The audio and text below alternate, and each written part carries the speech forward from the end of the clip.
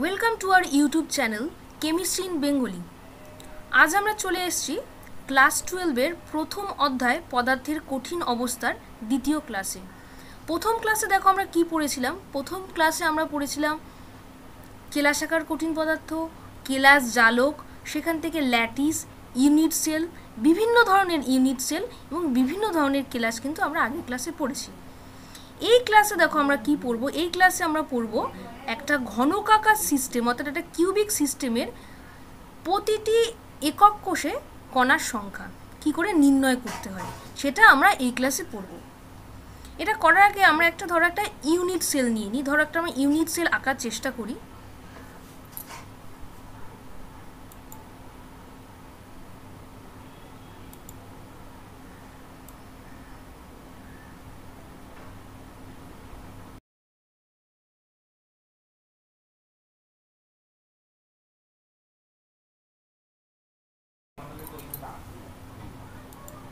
তাহলে দেখো এটা একটা ইউনিট সেল। আমরা ধরে নিই এটা একটা ইউনিট সেল। ইউনিট সেলের দেখো এই একক কোষটার এটা ঘনকাকার সিস্টেমের একটা একক কোষ এবং একক কোষের দেখো কোথায় কোথায় কণা থাকতে পারে। একক কোষটার কণা থাকতে পারে দেখো কৌণিক বিন্দুতে, এই কৌণিক বিন্দুগুলোতে কণা থাকতে পারে। আর কোথায় কোথায় কণা থাকতে পারে?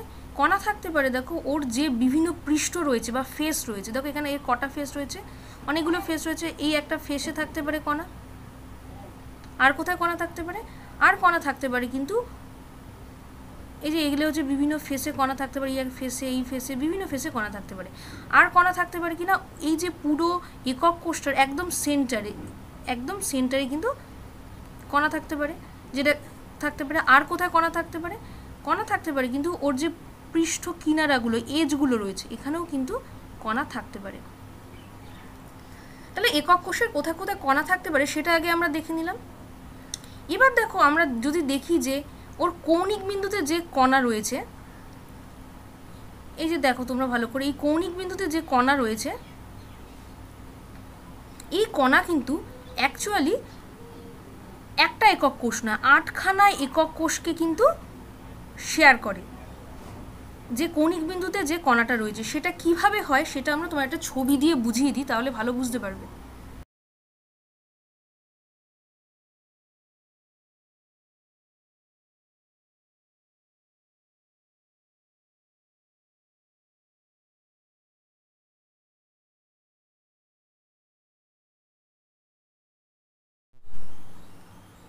তাহলে একক কোষের কৌণিক বিন্দুতে যে ধরো কণাটা রয়েছে, ধরো এই যে এখানে আমরা একটা ছবির মাধ্যমে দেখিয়েছি দেখো, সেটা কিন্তু অ্যাকচুয়ালি 8খানা ইউনিট সেল শেয়ার করবে।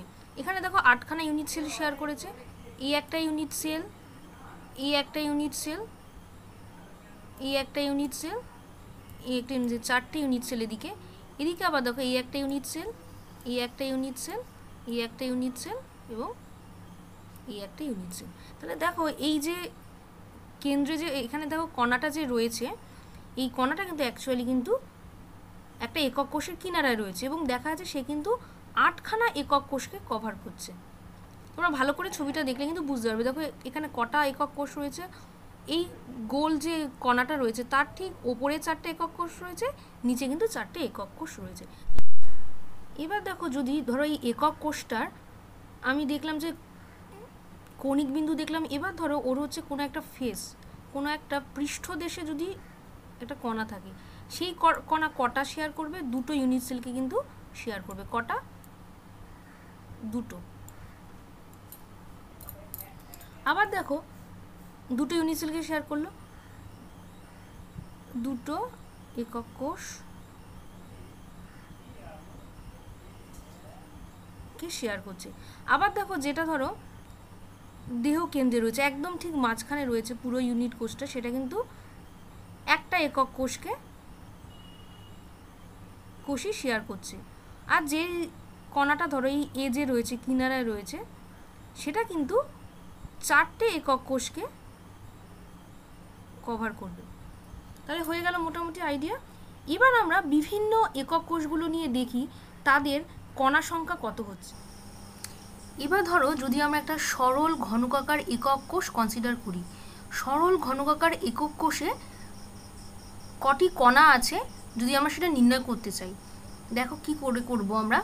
একটা সরল ঘনকাকার একক কোষে কিন্তু কৌণিক বিন্দুগুলোতে কিন্তু অ্যাটম বা কণা থাকে। এবার সরল ঘনকাকার একক কোষে দেখো কটা কৌণিক বিন্দু রয়েছে, 8টি কৌণিক বিন্দু রয়েছে।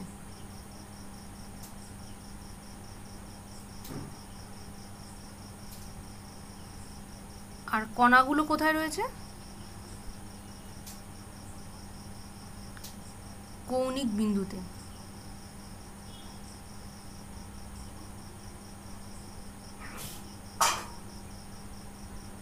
তাহলে এখানে দেখো কি হচ্ছে না, 8টা কৌণিক বিন্দু রয়েছে, কিন্তু দেখো কোনো একটা কণা কিন্তু অ্যাকচুয়ালি কোনো কৌণিক বিন্দুতে কিন্তু একটা কণা নেই। এই যে কৌণিক বিন্দুতে কিন্তু একটা কণা নেই, অ্যাকচুয়ালি কৌণিক বিন্দুতে রয়েছে 1/8খানা কণা। কারণ সরল ঘনকাকার একক কোষের কৌণিক বিন্দুতে যে কণাগুলো রয়েছে সেগুলো কিন্তু 8খানা একক কোষকে শেয়ার করছে। তার মানে এক একটা একক কোষ কত করে পাচ্ছে? 1/8 করে শেয়ার পাচ্ছে। তাহলে একটা কৌণিক বিন্দুতে কটা কণা রয়েছে? 1/8টা কণা। একটি কৌণিক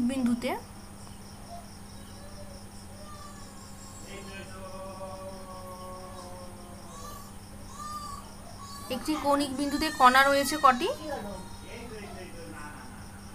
একটি কৌণিক বিন্দুতে কণা রয়েছে 1/8। তাহলে 8টি কৌণিক বিন্দুতে কণা রয়েছে দেখো 1/8 × 8, তার মানে একটি কণা। তার মানে সরল ঘনকাকার একক কোষে কিন্তু একটি কণা রয়েছে। এবার আমরা পৃষ্ঠকেন্দ্রিক ঘনকাকার একক কোষে কটি কণা রয়েছে সেটা নির্ণয় করব। পৃষ্ঠকেন্দ্রিক ঘনকাকার একক কোষে যেমন কৌণিক বিন্দুতে কণা থাকে তেমনই কিন্তু ওর পৃষ্ঠতলেও কণা থাকে। এই যে পৃষ্ঠতলগুলো, এর 6টা পৃষ্ঠতল রয়েছে, 6টা পৃষ্ঠতলেও কিন্তু কণা থাকে।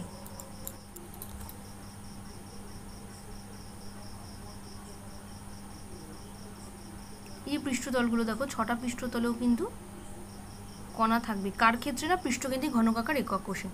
কিন্তু এই যে পৃষ্ঠতলে যে কণাগুলো রয়েছে সেগুলো কিন্তু এক একটা কণা দুটো একক কোষকে শেয়ার করছে। তাহলে হচ্ছে একটি কণা কটা একক কোষকে দিচ্ছে? 2টি একক কোষ। তাহলে একটি একক কোষ কটা কণা পাচ্ছে? একটি একক কোষ পাচ্ছে কিন্তু হাফটি কণা। তাহলে দেখো একটা একক কোষে কটা পৃষ্ঠ রয়েছে? 6টা পৃষ্ঠ। তাই 6টা পৃষ্ঠে কিন্তু কণা থাকছে 1/2 × 6, 3টি কণা। এছাড়াও পৃষ্ঠকেন্দ্রিক ঘনকাকার একক কোষের কৌণিক বিন্দুতেও কিন্তু কণা থাকে। তাহলে কৌণিক বিন্দুতে কণা শেয়ার দেখে আমরা বলতে পারি যে থাকে কটা? একটা কণা থাকে, আর এখানে কটা? 3টে কণা। তাহলে টোটাল হচ্ছে 3 + 1, 4টি কণা। তাহলে পৃষ্ঠকেন্দ্রিক ঘনকাকার একক কোষে কিন্তু 4টি কণা থাকবে। তাহলে এবার আমরা দেখব দেহকেন্দ্রিক ঘনকাকার একক কোষে কটা কণা থাকে। দেহকেন্দ্রিক ঘনকাকার একক কোষের কিন্তু কৌণিক বিন্দুগুলোতে যেমন থাকে, কৌণিক বিন্দু যেমন এর 8টা কৌণিক বিন্দু রয়েছে, 8টা কৌণিক বিন্দুতে যেমন কণা থাকবে, এছাড়া এর ঠিক দেহকেন্দ্রে কিন্তু একটা কণা থাকবে। তাহলে কৌণিক বিন্দুগুলোতে আমরা অলরেডি বলেছি যে কৌণিক বিন্দুগুলোতে কিন্তু একটা কণা অ্যাকচুয়ালি 8টা একক কোষকে শেয়ার করছে, 8টা একক কোষ শেয়ার করছে, এবং একটি একক কোষে সেই শেয়ার পাচ্ছে 1/8টি কণা। এবং 8খানা যে কৌণিক বিন্দুতে কণা রয়েছে সে টোটাল মিলে হচ্ছে কিন্তু টোটাল একটা কণা। এছাড়া দেহকেন্দ্রিক ঘনকাকার একক কোষে যেহেতু সেন্টারে ঠিক একটা কণা রয়েছে এবং এই কণার শেয়ার কিন্তু কোনো একক কোষই পায় না, শুধুমাত্র পার্টিকুলার ওই নির্দিষ্ট ঘনকাকার একক কোষটি পায়। তাই দেহকেন্দ্রিক ঘনকাকার একক কোষে কণার সংখ্যা আমরা কিন্তু দেখব, কণার সংখ্যা এখানে হবে 1 + 1 = 2। এবার আমরা পড়ব ঘনকাকার কেলাস গঠনকারী কোনো ধাতু বা কোনো যৌগের আণবিক কেলাসে কত পরিমাণ কণার সংখ্যা রয়েছে এবং কটা একক কোষ রয়েছে সেটা আমরা নির্ণয় করব। মানে কোনো একটা নির্দিষ্ট পরিমাণ যদি আমাদের কোনো ধাতু দিয়ে দেওয়া হয় বা কোনো কেলাস দিয়ে দেওয়া হয়, তাতে কটা কণা রয়েছে বা কটা একক কোষ রয়েছে সেটা আমরা কীভাবে নির্ণয় করবো সেটা আমরা দেখি।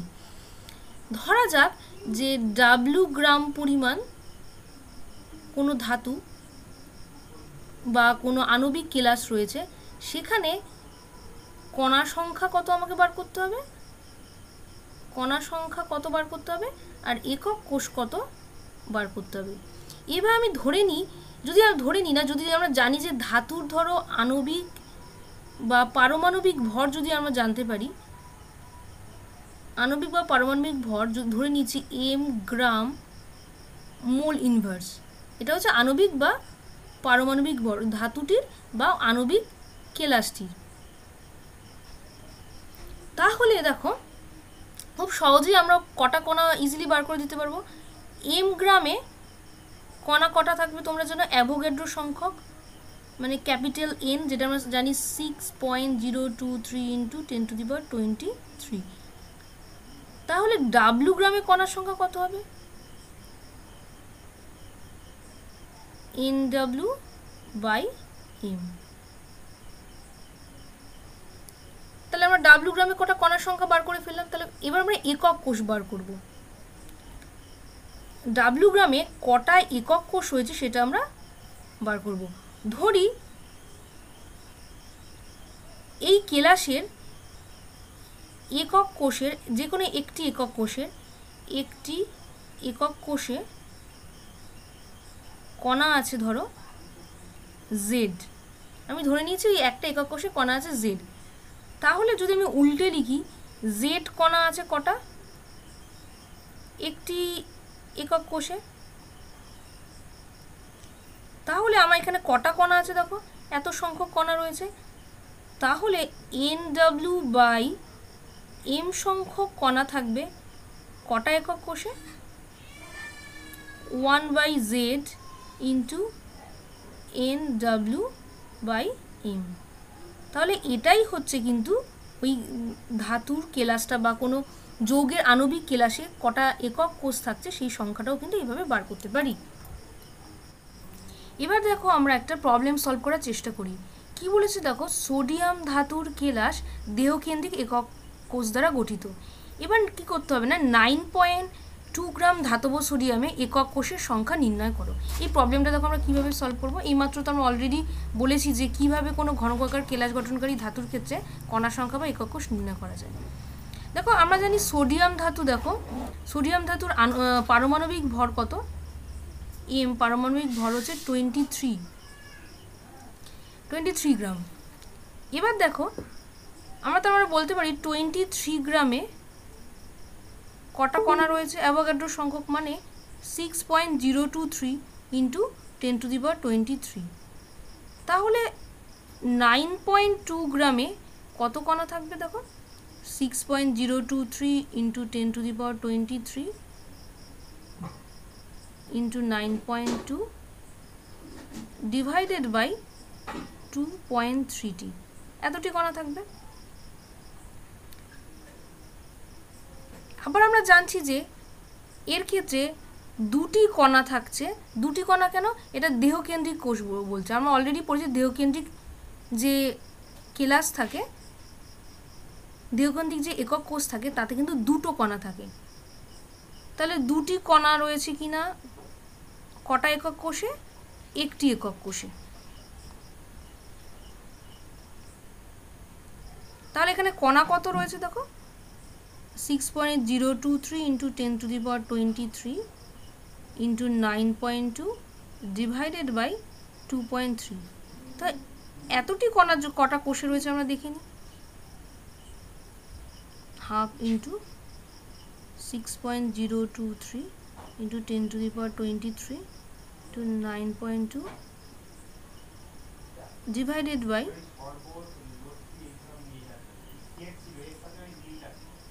23।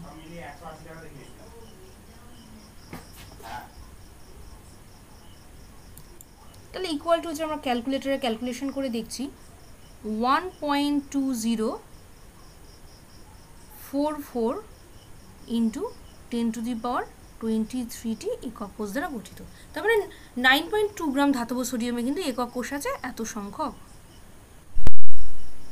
এরপর আমরা আরেকটা প্রবলেম দেখি, দেখো বলেছে 6.35 গ্রাম ধাতব কপারে একক কোষের সংখ্যা আমাকে দিয়ে দিয়েছে 1.506 × 10⁻²২। এবার বলেছে কপারের কেলাস কোন ধরনের একক কোষ দ্বারা গঠিত, এটা আমাকে বার করতে হবে। এখানে বলে দিয়েছে দেখো কপারের পারমাণবিক ভর বলে দিয়েছে 63.5। এটা বার করার আগে তাহলে আমরা কি করে বার করব? আমরা জানি দেখো ওর পারমাণবিক ভর 63.5 মানে 63.5 গ্রামে কণা রয়েছে কটা?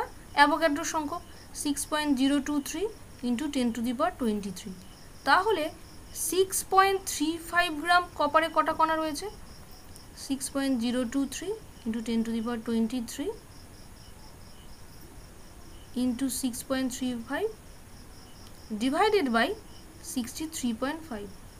ঠিক মানে এখানে হচ্ছে 6.023 × 10⁻22টি কণা।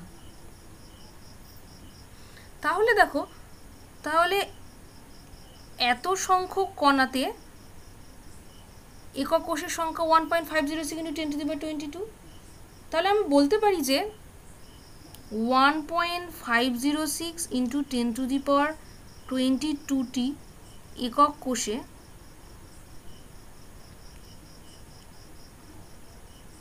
কণা রয়েছে এটা 6.023 × 10⁻22। তাহলে একটি একক কোষে কটা কণা রয়েছে? 6.023 × 10⁻22 ডিভাইডেড বাই 1.506 × 10⁻22 কেটে গেল। এটা হচ্ছে কেটে 4টি কণা।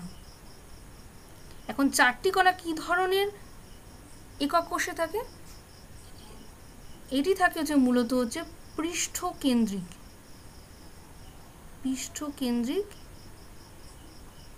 ঘনকাকার একক কোষে থাকবে। আমরা অলরেডি পড়েছি। তার মানে বলতে পারি আমরা কপারের কেলাস কিন্তু পৃষ্ঠকেন্দ্রিক ঘনকাকার একক কোষ দ্বারা গঠিত। এবার আমরা পড়ব কোনো কেলাসাখা যৌগের একক কোষে উপস্থিত কণা সংখ্যা থেকে কি করে আমরা উক্ত যৌগের সংকেত নির্ণয় করতে পারি। আমরা দেখব যে একটা কেলাসাকার যৌগের যে রাসায়নিক সংকেত রয়েছে, তার সাথে না কার মিল রয়েছে? না এই রাসায়নিক সংকেতের সাথে মিল রয়েছে কার? না ওই রাসায়নিক যৌগটা যে একক কোষ দ্বারা গঠিত তার মধ্যে যে কণা রয়েছে সেই কণা সংখ্যার সাথে কিন্তু একটা মিল দেখতে পাবো আমরা। এই দুটোর মধ্যে কিন্তু আমরা একটা মিল দেখতে পাবো। কার সাথে? না ওই কেলাসাকা যৌগের রাসায়নিক সংকেতের সাথে ওই একক কোষের মধ্যে যে কণা সংখ্যা রয়েছে তার সাথে। যেমন ধরো আমরা উদাহরণ দিলে ভালো বুঝতে পারবে। ধরো XY সংকেত বিশিষ্ট একটা যৌগ রয়েছে, কেলাসাকা যৌগ রয়েছে। তাহলে এর যে একক কোষ রয়েছে, এর একক কোষে x আর y এর অনুপাত কত হবে? x আর y এর অনুপাত হবে 1:1। আবার দেখো আরেকটা যৌগ রয়েছে যার ধরো সংকেত XY2 সংকেত। এবার এই কেলাসাকা যৌগে ধরো এই একটা XY2 একটা কেলাসাকা যৌগ, সেই কেলাসাকা যৌগের একক কোষে যে কণা থাকবে x আর y কণা দ্বারা গঠিত, সেই x আর y কণা কিন্তু অনুপাত হবে 1:2। তেমনই ধরো XY3 সংকেত রয়েছে, এই সংকেত বিশিষ্ট যে যৌগ রয়েছে তার যে একক কোষ রয়েছে তার একক কোষেও কিন্তু কণা কি দ্বারা গঠিত? আমরা x আর y এর কণার অনুপাত হবে 1:3। এবার কটা উদাহরণ দ্বারা আমরা বিষয়টি ব্যাখ্যা করব। ধরো একটা কেলাসাকার আয়নীয় যৌগ, সেটা হচ্ছে M+ আয়ন আর X- আয়ন দ্বারা গঠিত। এটা একটা ক্যাটায়ন, এটা একটা অ্যানায়ন দ্বারা গঠিত। এবং যে কেলাসাকা যৌগটি আছে সেই কেলাসাকা যৌগটি কিনা ঘনকাকার একক কোষ দ্বারা গঠিত। এবং এই একক কোষের কৌণিক বিন্দুতে রয়েছে M+ ক্যাটায়ন অবস্থান করছে কৌণিক বিন্দুতে, আর ওই একক কোষটারই দেহ কেন্দ্রে অবস্থান করছে কিন্তু এক্স মাইনাস অ্যানায়ন। তাহলে এই যে আমি কেলাসাকার যৌগটি বলছি তার সম্ভাব্য রাসায়নিক সংকেত কি হবে, আমাকে এটা কিভাবে আমরা নির্ণয় করব। এ দেখো এম প্লাস যে আয়নটা রয়েছে সেটা কোথায় অবস্থান করছে, কৌণিক বিন্দুতে। এখন আমরা জানি যে ঘনকাকার যে একক কোষ রয়েছে, ঘনকাকার একক কোষে কৌণিক বিন্দুতে যদি এম প্লাস আয়ন থাকে তাহলে তার কণা সংখ্যা কত হবে, কণা সংখ্যা কিন্তু হবে 1। এম প্লাসে তাহলে কণার সংখ্যা হবে 1। সেটা কিভাবে হলো না, আমরা জানি যে কৌণিক বিন্দু কটা আছে, 8টি কৌণিক বিন্দু রয়েছে, 8টি কৌণিক বিন্দু। এখন একটা কৌণিক বিন্দুতে কটা এম প্লাস রয়েছে, একটা কৌণিক বিন্দুতে রয়েছে এম প্লাস রয়েছে, কিন্তু যেহেতু 8খানা একক কোষকে শেয়ার করছে তাহলে 1/8খানা রয়েছে। তাহলে কৌণিক বিন্দু কটা রয়েছে একক কোষে, ঘনকার একক কোষে 8খানা, তাহলে 8টা কৌণিক বিন্দুতে এম প্লাস কিন্তু অ্যাকচুয়ালি রয়েছে 1/8 × 8 মানে ডিভাইডেড বাই 1টি রয়েছে। তাহলে এম প্লাস যে কণার সংখ্যা রয়েছে, ক্যাটায়নটার কণার সংখ্যা কিন্তু 1।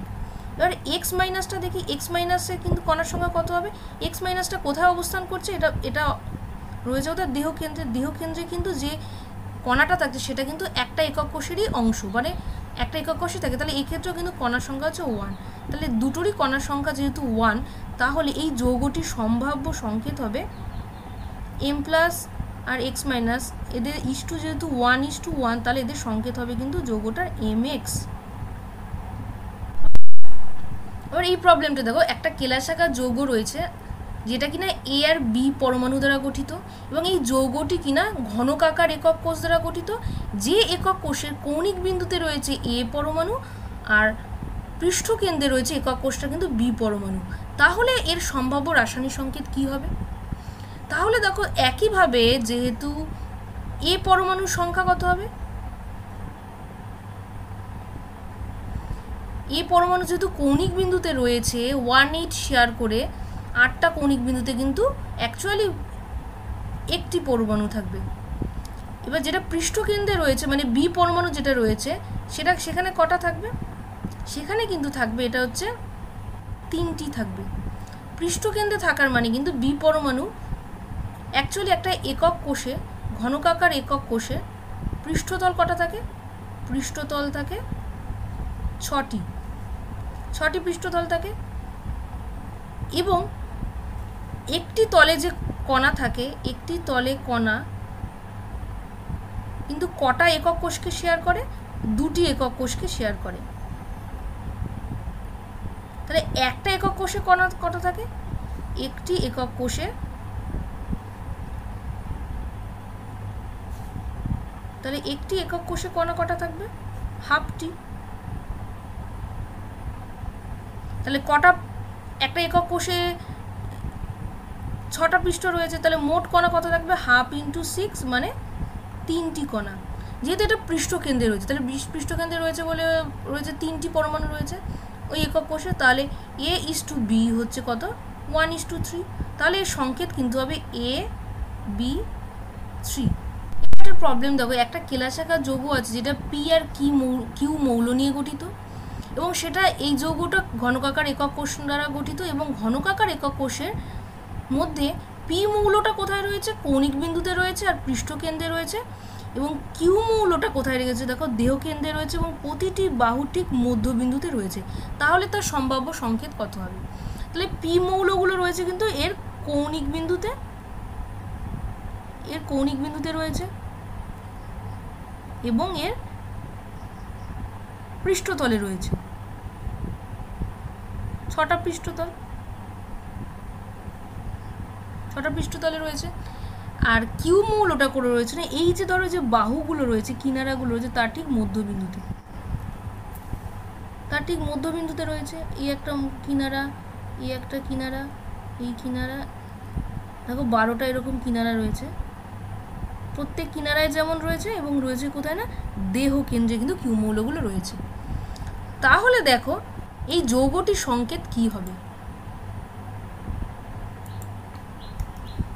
তাহলে ধরো পি কণা কটা রয়েছে, কৌণিক বিন্দুতে শেয়ার হচ্ছে 1/8 করে 8টা কৌণিক বিন্দু রয়েছে, প্লাস পৃষ্ঠকেন্দ্রে যেহেতু রয়েছে, পৃষ্ঠকেন্দ্রে মানে হাফ করে শেয়ার 6টা পৃষ্ঠতল রয়েছে, তাহলে 1 + 3 মানে পি কণা রয়েছে 4টি। কিউ কণা কটা রয়েছে? কিউ কণা একটা বডি সেন্টারে রয়েছে, বডি সেন্টার মানে একটা করেই শেয়ার। আর দেখো যেটা তোমার এজে রয়েছে মানে তোমার কিনারায় রয়েছে তার শেয়ার কত হচ্ছে 1/4 করে। অ্যাকচুয়ালি এজে যে এই যে রয়েছে ধরো এই যে কণাটা রয়েছে সেই কণাটা কিন্তু অ্যাকচুয়ালি 4টে একক কোষকে শেয়ার করছে, তাহলে একটা একক কোষ শেয়ার কত পাচ্ছে 1/4 করে কণাটা শেয়ার পাচ্ছে, তাহলে 12টা রয়েছে, তাহলে 3 4 12 3 1 4, তাহলে P/Q হচ্ছে দাঁড়াচ্ছে হচ্ছে 4:4 মানে 1:1, তাহলে PQ মৌল দ্বারা গঠিত যে যৌগটা তার সংকেত হবে হচ্ছে কিন্তু PQ, এটাই ওর সংকেত হবে। তো এই প্রবলেমটা দেখো, একটা পৃষ্ঠকেন্দ্রিক কেলাসাকার যৌগ আছে যেটা A আর B পরমাণু দ্বারা গঠিত এবং অবশ্যই এটা একটা ঘনকাকার একক কোষ। এ রয়েছে কোথায়? দেখো এ পরমাণু রয়েছে কৌণিক বিন্দুতে এবং বি পরমাণুগুলো রয়েছে কিন্তু এখানে পৃষ্ঠকেন্দ্রে। এবং এখানে যেটা বলছে যে একটা বি পরমাণু কিন্তু পৃষ্ঠতল থেকে কিনা নিরুদ্দিষ্ট, মানে একটা যে কোনো একটা পৃষ্ঠতলে কিন্তু বি পরমাণু নেই, তাহলে সেই কেলাসাকার যৌগটার সম্ভাব্য রাসায়নিক সংকেত কী হবে আমাকে বার করতে হবে। তাহলে দেখো এ পরমাণুর সংখ্যা তো আমরা বলে দিতে পারবো একটি, যেহেতু এগুলো কৌণিক বিন্দুতে রয়েছে। বি পরমাণুর কি দেখো, এখানে বি পরমাণুর সংখ্যা কি হবে না, অ্যাকচুয়ালি পৃষ্ঠতল রয়েছে কিন্তু 6টা, কিন্তু এখানে কিন্তু 5টা পৃষ্ঠতলে রয়েছে কণা এবং প্রত্যেকটা শেয়ার করছে কত করে, হাফ করে, তাহলে এখানে রয়েছে কিন্তু 5/2, তাহলে A/B দাঁড়াচ্ছে 1:5/2 মানে আমি দেখেছি 2:5, তাহলে AB যে, তাহলে এখানে যে যৌগটা হবে AB পরমাণু নিয়ে তার সংকেত দাঁড়াবে A2B5। তাহলে এইভাবে কিন্তু আমরা কোনো কেলাসাকার যৌগের যে একক কোষে যে কণার সংখ্যা রয়েছে সেখান থেকে কিন্তু ওই যৌগটার রাসায়নিক সংকেত আমরা খুব সহজে নির্ণয় করতে পারবো। আমাদের চ্যানেলের অন্যান্য ভিডিওগুলো দেখার জন্য আমাদের চ্যানেলের ভিডিও সেকশন থেকে ভিডিওগুলো দেখতে পারো, অথবা প্লেলিস্ট থেকে ক্লাস 11 বা 12-এর ইউনিট অনুযায়ী যে প্লেলিস্টগুলো করা রয়েছে সেখান থেকে অতি সহজে ভিডিওগুলো তোমরা দেখতে পারো। যুক্ত হও আমাদের ফেসবুক গ্রুপ কেমিস্ট্রি অ্যান্ড বেঙ্গলিতে, ওখানে আমরা বিভিন্ন টপিকের ওপর প্রশ্ন উত্তর দেওয়া থাকি এবং মিনি টেস্ট দিয়ে থাকি। মিনি টেস্ট দেওয়ার মাধ্যমে তোমরা তোমাদের প্রিপারেশন সম্বন্ধে একটা ধারণা পেয়ে যাবে।